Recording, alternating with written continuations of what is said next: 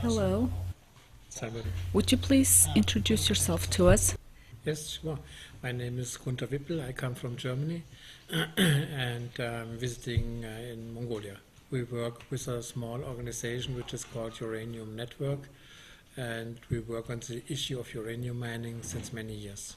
How does the world look at uranium mining? What is the uranium used for?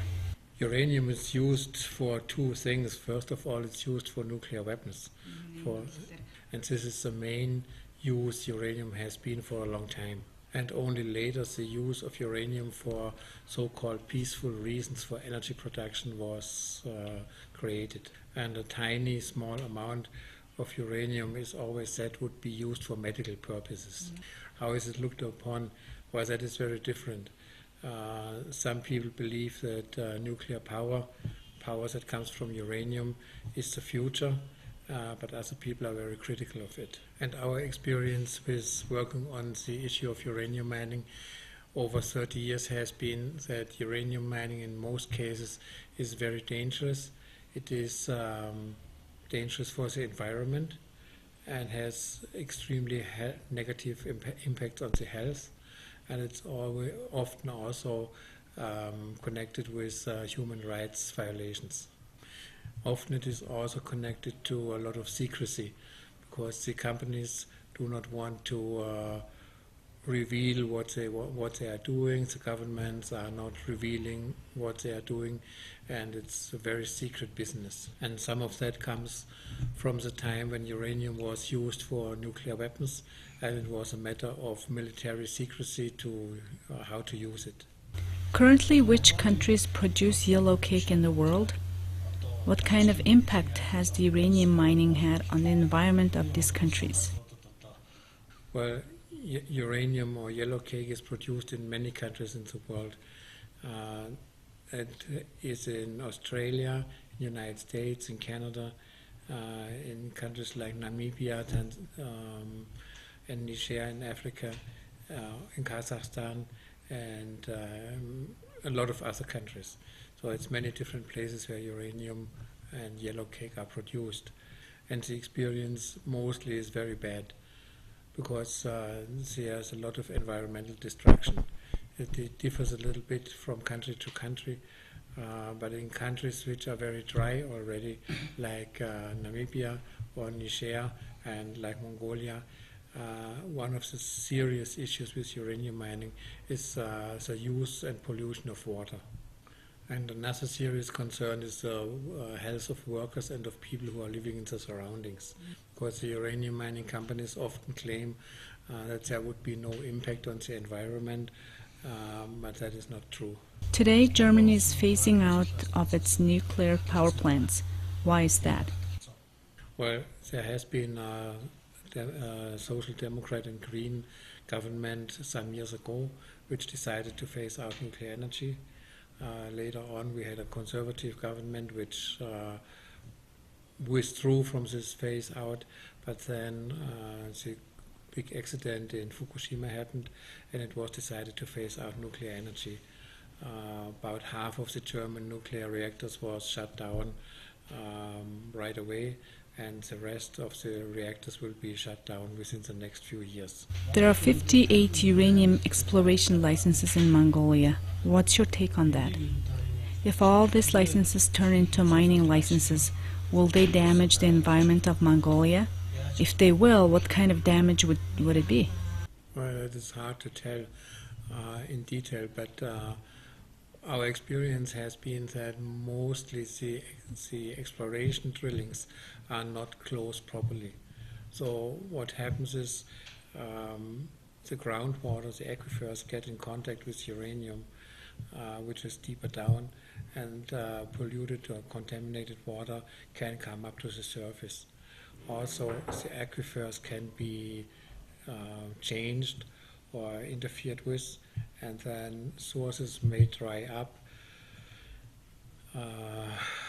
Artesian water in some places can come up when it has been hit by the drillings. And in some cases, we also know that for the drillings, chemicals are used which are not good for the human health. So because they then can also get into the drinking water, and then it has negative health effects. In situ leaching technology has been used in Mongolia. Sulfuric acid is injected into the ground during this process. What is sulfuric acid? Does it pollute groundwater? Yeah. Well, in situ leaching is advertised by the companies as one of the best and most environmentally friendly techniques to exploit uranium, but that is not true. The use of sulfuric acid means that all the heavy metals which are in the ore body that is underground, that all these heavy metals are also dissolved and they come up to the surface with the liquid. And then only the uranium is extracted from that liquid and the rest is tailings. So that means the tailings which are produced will contain a lot of heavy metals like arsenic, selene and many other elements. And if they are not disposed of properly and guarded very well, they will disperse in the environment and cause damage to people or to humans. Will the groundwater be contaminated? Yeah, most definitely. Most definitely, the underground water will be polluted in one way or the other. And sulfuric acid by itself will not be the most dangerous thing, but the heavy metals which are dissolved through this sulfuric acid are much more dangerous. And actually there's experience from the United States where in situ leaching has been done, and the environmental regulations required that the quality of the groundwater aquifer is afterwards established to the quality that it has been before. But the companies were never able to reach that goal. They were trying for several years by pumping water and all kinds of things, but in the end they were not able to restore the quality of the groundwater that was there before. So now the groundwater is contaminated. Groundwater feeds the plants above the ground. Now the plants, humans, animals, soil that use the water will obviously be contaminated. Does that mean the land will be inhabitable? More or less, I think it depends on, I can't say how much the plants will absorb from the water, but definitely if the water is used for human consumption, for drinking or for giving it to animals, sure enough the effects will be negative on animals and humans.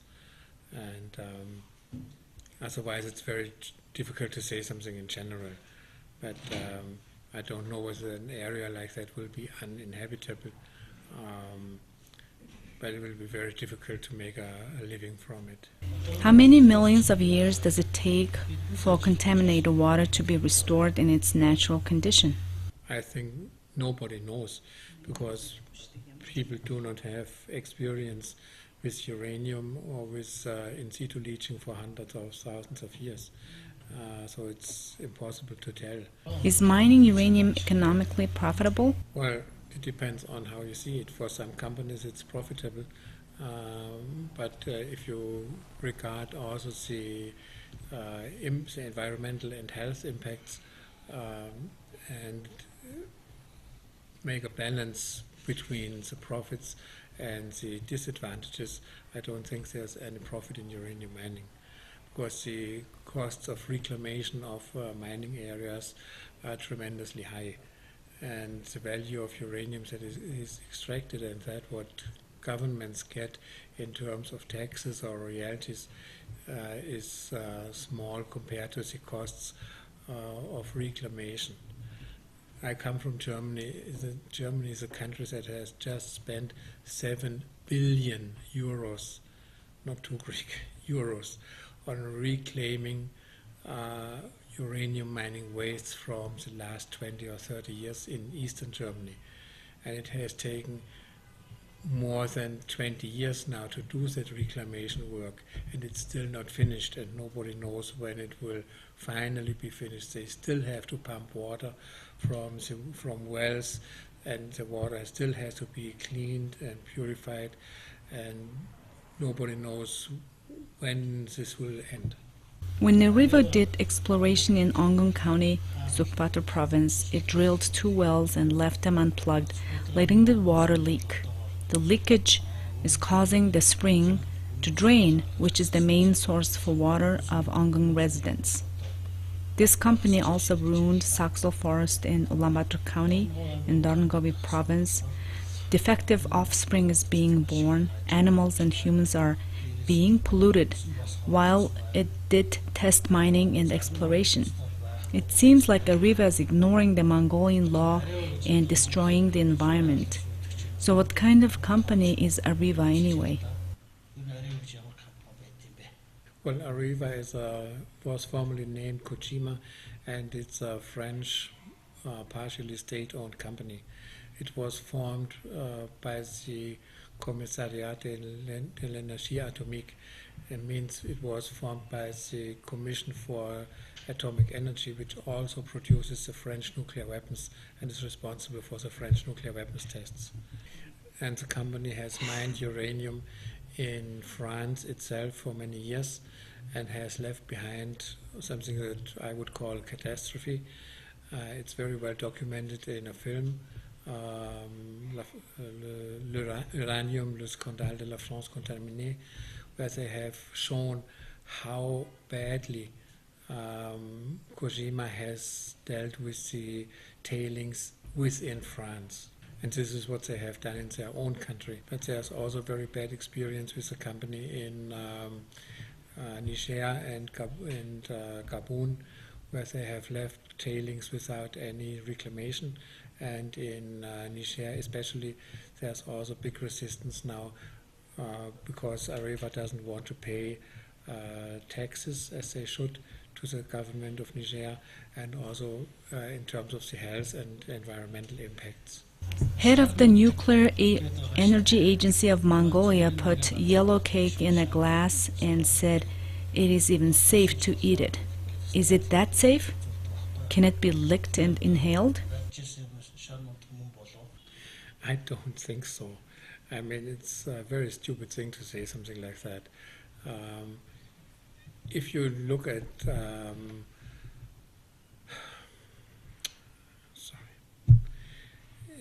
if you look at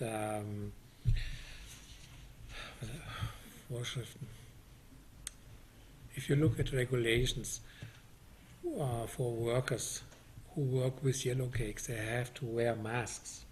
They have to wear protective clothing. Why is that? Because yellow cake is not dangerous at all. If you work with yellow cake, you have to protect yourself not to breathe in the dust because it will cause lung cancer. If you get it on your skin for a longer time, it will cause damage. So it's not at all not dangerous. That's sorry, but it's pure nonsense. And I would like to ask a question back. Did the minister eat it? No. Uranium is mined mostly in poor countries. Mongolia is going to mine soon. Our government supports mining of uranium. Maybe our government officials don't know the impact. What do you think? Well, it's our observation too that uranium mining companies prefer to go to countries which are called developing countries because they know there's less regulations, and if there's regulations, they are less strictly enforced. And this is the reason why they want to go to countries like African countries, or for example Mongolia or Kazakhstan or countries like that. In the United States, in Canada, in Australia, there's a lot of regulations now for uranium mining. And just to do an application for a mine is a complicated process that takes several years. And they have to bring a lot of environmental impact statements and a lot of proof how they are going to minimize the damage to the environment.